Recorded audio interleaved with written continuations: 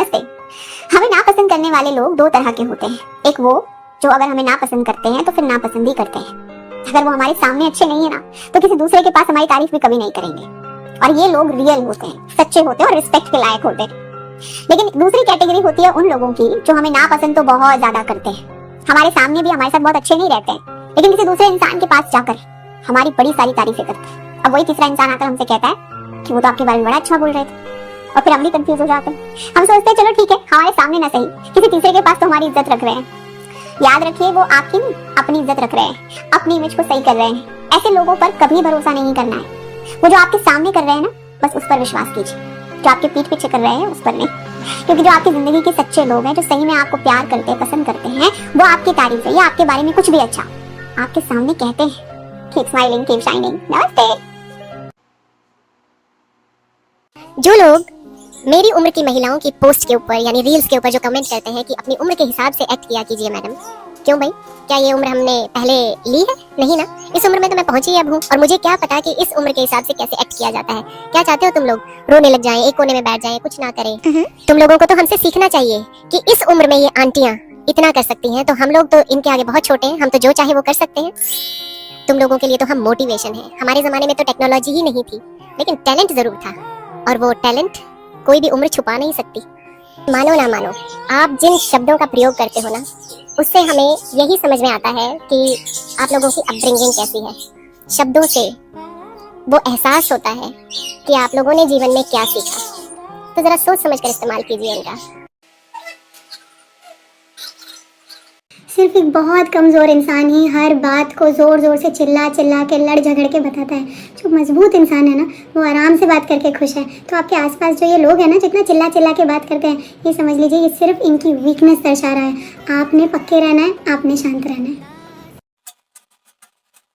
दोस्तों, श्री कृष्ण ने कहा है कि सृष्टि में जो आया है उसको जाना है। मतलब इस सृष्टि में, इस ब्रह्मांड में हर एक चीज का अंत निश्चित है। मतलब कुछ भी कहा अनंत होता है, कुछ भी कहा अनंत होता है, अंत का भी अंत होता है। कुछ भी कहा अनंत होता है, अंत का भी अंत होता है। पतझड़ तो एक घटना है, 12 महीने कहाँ बसंत होता है। तो इस गलतफहमी में मत रहिए कि आपके पास जो है वो सदैव आपके पास रहेगा। जो आपके पास है वो सदैव आपके पास नहीं, बल्कि एक दिन आपके हाथ से जरूर छिटकेगा। हर एक चीज का अंत है, जो आया है उसको जाना है।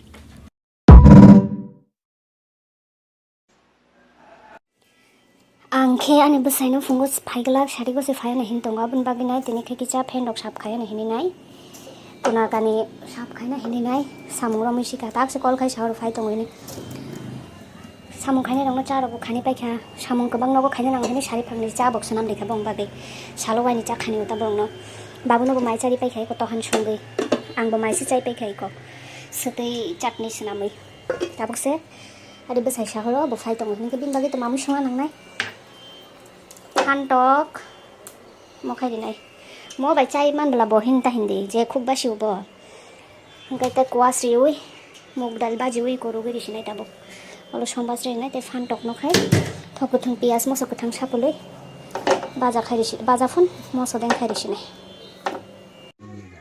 आ मुनै संना को लाइसु गता जाबि ना बाकी संग yang bo दुदुदि ro khap pang ता म नाइ त मुसु मन गरो आ ने em ti bo 이거 우리고 이거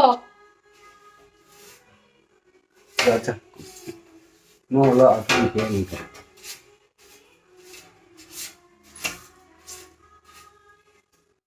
समय जब किए की सजा देता है, तब ना कोई वकील काम आता है, ना कोई दलील काम आती है, ना कोई अपील काम आती है।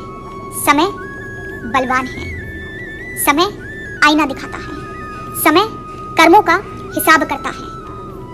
तो जो भी कर्म कर रहे हैं उसका फल समय आपको जरूर देगा।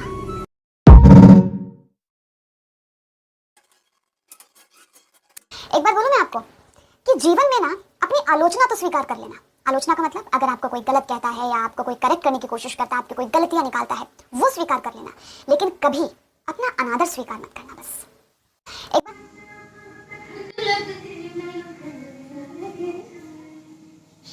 यार, मुझे कोई आके दिल की बात बताता है ना, तो मुझे समझ नहीं आता कि मैं क्या बोलूं। I am a psychologist and सब ठीक हो जाएगा मत बोलो। हाँ यार, मेरे साथ भी हुआ था, बिल्कुल मत बोलो। और चिल कर यार, तो बिल्कुल भी मत बोलो। Just remember these 3 simple things. हर इंसान चाहता है कि कोई उनकी बात बस सुन ले, तो जजमेंट घर पे छोड़ के उनकी बात बस सुन। 2, हर इंसान चाहता है कि कोई समझ जाए कि वो कितने पेन में है, तो जब वो अपनी बात बताएं तो उनके साथ एम्पैथाइज करो कि हाँ यार ये तो बहुत मुश्किल होगा। 3, कोई बिना बात की एडवाइस नहीं चाहता, तो उनसे पूछो कि क्या आपको सिर्फ दिल हल्का करना है या फिर एडवाइस चाहिए। This will get you through the toughest of conversation. Tag a friend so that they can do this for you.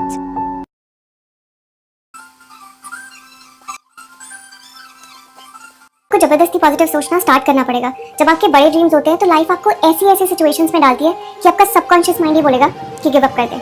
जब कुछ सही और गलत समझ नहीं आता तब आपको फोर्सफुली पॉजिटिव सोचना पड़ता है। जब आपके बड़े ड्रीम्स होते हैं तो लाइफ कहीं ना कहीं आपको समझाई देती है कि अगर आपने पॉजिटिव नहीं सोचा तो आप वो ड्रीम्स अचीव नहीं कर सकते, आपके गोल्स पूरे नहीं हो सकते। लाइफ आपका टेस्ट लेती है।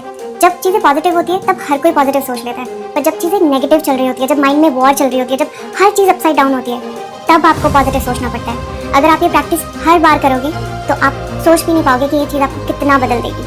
And follow for more empowering content. Wake up. पा ताका फैन चले मा नाहादि सा एकदम गं चलियां दं मानि बापरे आहा कैपेसिटर से थांखना हिन दं मनो नायनो गोना वाइसिया ओ फिया मो नायमेया को नक फारसे नानांगा मो हुगना दंखौ सामुं एं खाइते नायदि मो बाजा किचा खाम थांखा बेलस बाजा खाइमेनि किसी से खाम का तासले खामिया मुग दाइलं खाइ समबार सिनाय फानटक सक पाइखा मजदें खाइरिनाय वो फैन हुईसिगोन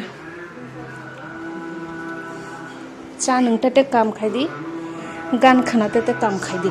इन 8 लोगों के पैर भूलकर भी मत छूना, वरना अनजाने में ही आपसे बहुत बड़ा पाप हो जाएगा। नंबर 1, दामाद को ससुर के पैर नहीं छूने चाहिए।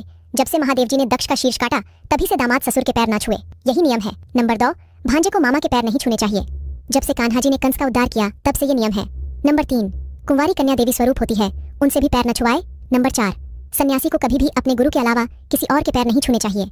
नंबर 5, लेटे हुए व्यक्ति के पैर तो कभी न छुए, क्योंकि लेटी अवस्था में तो हमेशा मृत व्यक्ति के पैर छुए जाते हैं। नंबर 6, मंदिर के भीतर पुजारी के पैर छूकर उनकी तुलना भगवान से कदापि न करें। नंबर 7, अशुद्ध या अशौच स्थिति में किसी के भी पैर न छुए। नंबर 8, भजन कर रहे या पूजा कर रहे व्यक्ति के पैर कभी न छुए। बहुत से ऐसे लोग हैं जो इन सभी बातों को नहीं जानते, उनसे यह जानकारी अवश्य शेयर करें। हर से अगर 10 दिन पहले आप अपने घर के मुख्य द्वार पर ये चीज बांध देते हैं तो आपके घर की सारी नकारात्मकता खत्म हो जाती है और दिवाली के दिन महालक्ष्मी आपके घर में प्रवेश जरूर करती है। क्या चीज है ये मैं आपको बता देती हूँ। आपको एक लाल रंग का कपड़ा ले लेना है, उसकी पोटली बनाएंगे हम और उसमें क्या क्या रखेंगे। इसमें हम रखेंगे पीले रंग की थोड़ी सी सरसों, इसके अंदर हम रखेंगे एक बड़ी इलायची, इसके अंदर हम रखेंगे 2 लौंग और थोड़ा सा कपूर, इसके अंदर हम रख देंगे एक सिक्का। और पुरानी धन पोटली का क्या करें, चलिए बताते हैं आपको। बहुत से लोगों का ये सवाल था कि लास्ट ईयर दिवाली पर जो धन पोटली बनाई थी उसका इस साल क्या करें। देखिए, हर साल आपको नई धन पोटली बनानी है, तो पुरानी पोटली का क्या करना है, उसको खोलकर उसका सारा सामान निकालें। उसमें अगर आपने चांदी सोने के या सिक्के रखे हैं या पैसे रखे हैं उनको आप फिर से इस्तेमाल कर सकते हैं। इसके अलावा बाकी का जितना भी सामान है उसे आप इकट्ठा करके घर के आंगन या फिर अपने गमले की मिट्टी में खोद कर आप सारा सामान दबा दें। देखिए, ये आपकी धन की पोटली है, लक्ष्मी जी है, इन्हें आप घर से बाहर नहीं रख सकते, इसलिए अपने घर के ही आंगन या गमले में गड्ढा करके इसमें आप दबा सकते हैं। इसके अलावा जो आपने कपड़ा लिया था, लाल कपड़ा या लाल पोटली जो ली थी, उसे धोकर सुखाकर इस साल फिर से आप इस्तेमाल कर सकते हैं। अगर आपको जानना है कि धन की पोटली बनाने की सही विधि क्या है तो मेरे चैनल पर क्लिक करके धन वर्षा पोटली कैसे बनाएं विस्तार पूर्वक एक वीडियो है, आप उसे देख सकते हैं। शुभ दीपावली। चैनल को सब्सक्राइब जरूर कीजिएगा। धन्यवाद।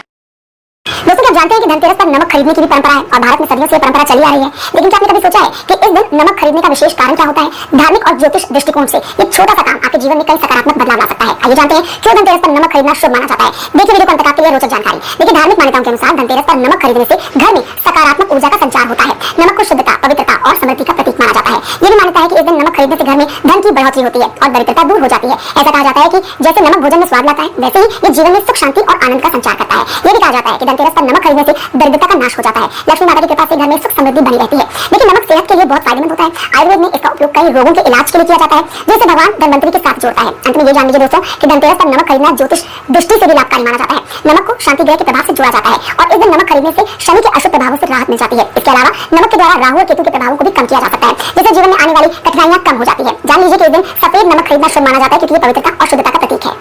कि जब भी कुछ त्योहार, पूजा पाठ का समय आता है तब घर में अक्सर लोगों के बीच में कलह, मतभेद, लड़ाई झगड़े ज्यादा होने लगते हैं। यदि ऐसा है तो इस रील को आखिरी तक देखिए और ये बहुत जरूरी इन्फॉर्मेशन है कि आपको घर में नमक का पोछा डेली लगाना चाहिए, जिससे कि आपके घर की नेगेटिविटी लगातार खत्म होती रहे। और दूसरी बात है, घर के बाहर हल्दी का स्वस्तिक जरूर बनाइए, इससे भी पॉजिटिविटी बढ़ती है। और तीसरी और महत्वपूर्ण चीज, विष्णु सहस्त्र नाम का पाठ आपके घर में 24 घंटे में एक बार जरूर चलना चाहिए। जब 1000 बार भगवान विष्णु का नाम जिस घर में लिया जाता है, सुना जाता है, वहाँ पर कभी भी नकारात्मकता नहीं बढ़ती और न ही मतभेद लंबे समय बने रहते हैं। आपके यहाँ भी क्या ये प्रॉब्लम है? मुझे कमेंट करके जरूर बताइएगा। ओम नमः शिवाय। दीपावली की रात्रि का एक गुप्त उपाय आपको बताने जा रही हूँ, इसे नोट कर लीजिए। कुछ विशेष इंग्रेडिएंट्स के साथ यदि आप इस रात्रि में काजल बनाते हैं अपने घर में, तो आपके लिए ये काजल अट्रैक्शन का कारण भी बनता है, क्योंकि इस रात्रि को काल रात्रि कहते हैं।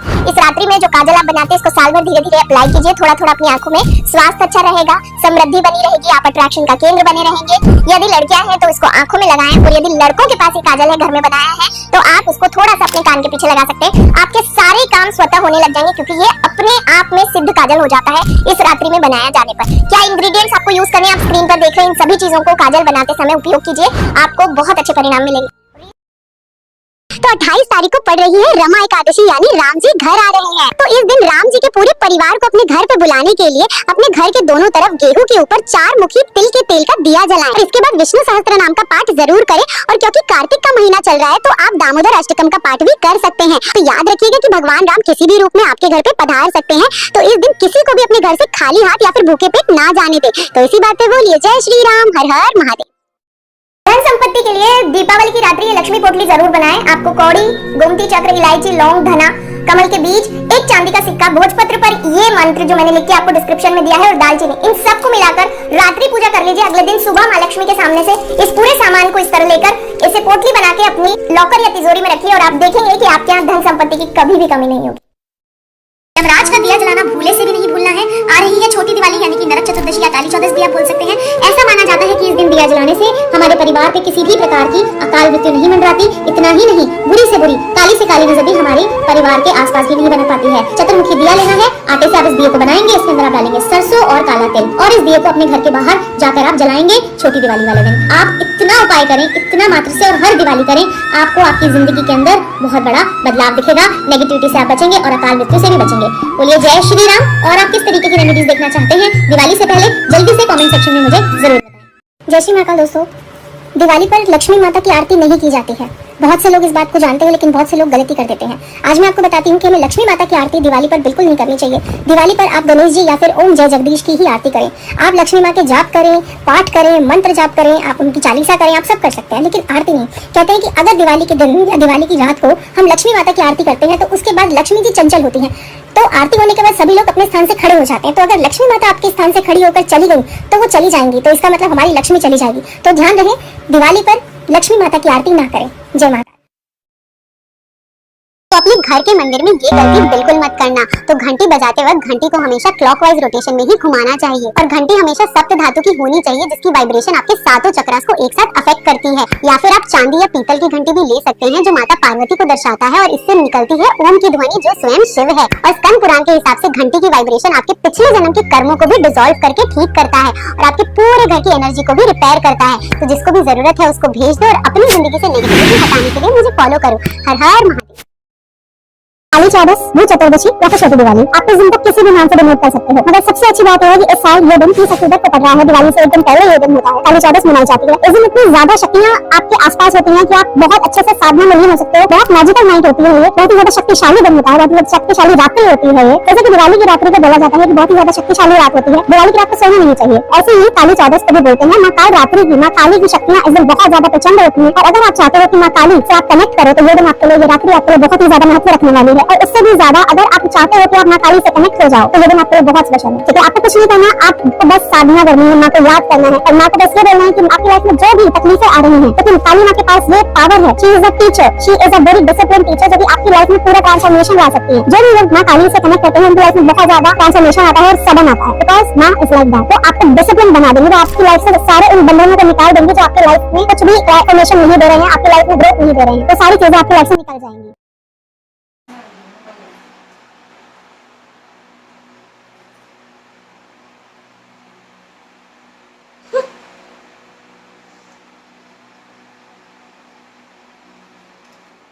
Very good. Thank you so much.